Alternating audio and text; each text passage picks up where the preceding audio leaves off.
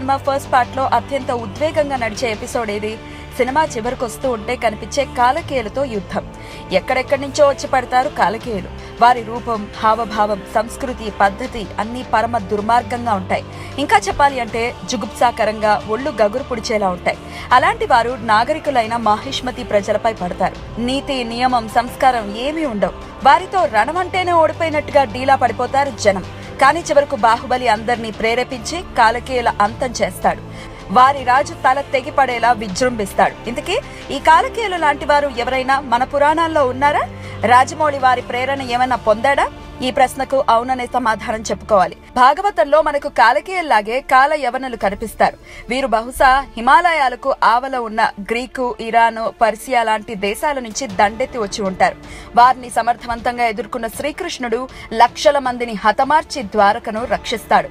బాహుబలిలో కూడా కాలకేయులు వేరే దేశం, ప్రాంతం నుంచి వచ్చిన వారే. అందుకే వారు అనాగరికంగా ప్రవర్తిస్తారు. భాగవత కాలంలోనో బాహుబలి సినిమాలోనో కాదు, భారతదేశంపై యుగ యుగాలుగా కాలకేయులు వంటి అనాగరిక జాతులు దండెత్తి వస్తూనే ఉన్నాయి. రామాయణ, భారత కాలాల్లో అలాంటి విదేశీ జాతుల్ని యవనులు అంటే తర్వాతి కాలంలో అలెగ్జాండర్ సేనలు అన్నారు.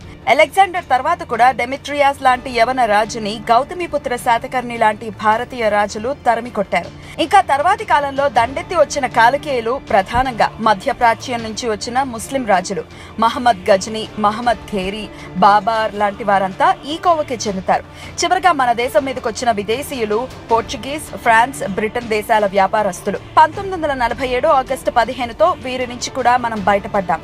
అంటే దాదాపు 1000 సంవత్సరాలకి పైనే వివిధ రకాల కాలకేయుల దండయాత్రల్ని ఎదురొడ్డి నిలిచి గెలిచింది భారతదేశం అన్నమాట. బాహుబలి సినిమా తెరపై మాహిష్మతి అయినా, ప్రపంచ పటంపై అఖండ భారతావని అయినా కాలకేయుల కర్కోటకత్వానికి ఎందుకు బలవ్వాల్సొచ్చింది? సంస్కృతితో, సంస్కారంతో, సంపదతో సమృద్ధిగా ఉండటం వల్లే.